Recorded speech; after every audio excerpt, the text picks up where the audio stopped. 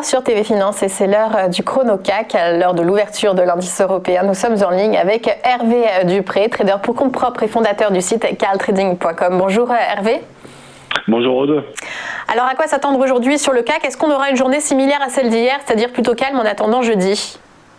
Eh bien exactement, vous avez très bien résumé. Je pense que le marché, on pourrait le qualifier de ground zero. Il ne se passe rien. C'est le calme plat absolu depuis l'annonce Pfizer d'il y a un mois.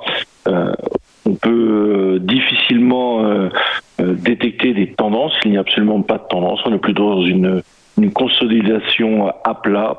Les écarts sont extrêmement faibles. Le marché est creux. Il n'y a pas de contrepartie.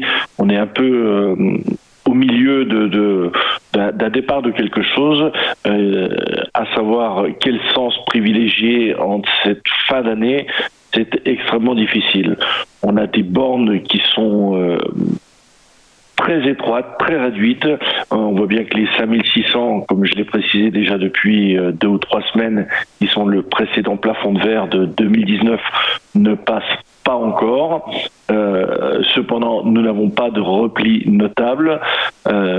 Pour travailler le marché en intraday, c'est quasiment impossible, même si jamais rien n'est impossible.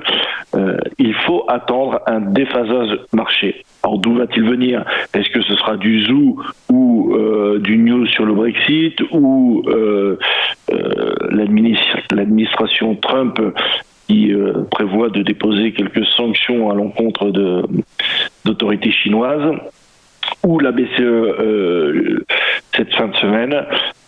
Difficile à prévoir. Pour l'instant, on est plutôt à l'écart en attendant une mise en place d'un mouvement qui est en train de mijoter, je dirais.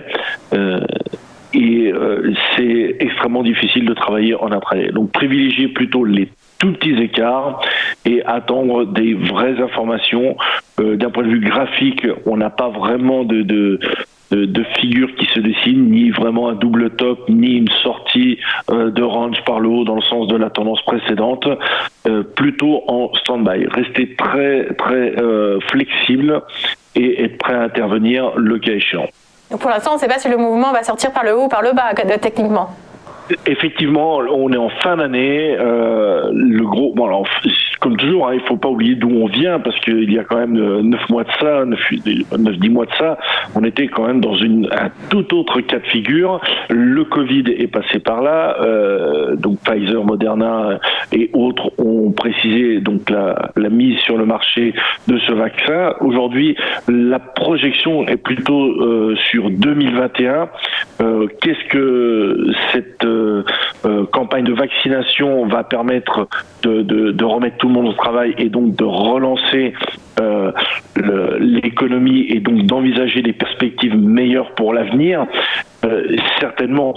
Est-ce que, alors clairement à 5564, 5550, est-ce qu'on est sur un début de trend up qui va nous emmener beaucoup plus haut pour 2021? C'est encore trop tôt pour le dire. Clairement, je dirais qu'on est peut-être un peu trop haut pour acheter et pas assez haut encore pour vendre. Donc, ce qui est reflété par le marché, c'est qu'il ne se passe rien. Personne n'intervient. Il y a très peu d'échanges.